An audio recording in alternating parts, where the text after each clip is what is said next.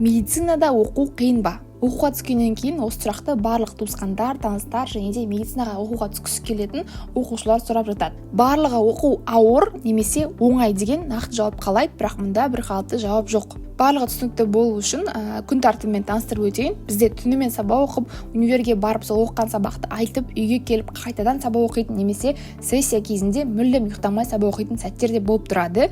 Мұндай тұрақты оқу жүйесімен қатал күн тәртібі үлкен дисциплинаны талап етсе, тікелей науқастарға арналатын манипуляциялар, диагноз қою секілді іс-әрекеттер үлкен жауапкершілікті қажет етеді.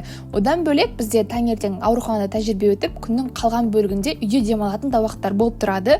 Бірақтан да жаңа айтқан бірінші нұсқа жиірек кездеседі. Сондағысы 5 жылдық медицинада оқуда түсінгенім, өз мамандығыңды шынымен жақсы көрсең, ұйқысыз түндер, оқуға құйған күш-жігер қанша қиын болса да ақталатынына сенесің және әрқашан жаңа нәрсе үйренуге тағы да ұмтылып тұрасың.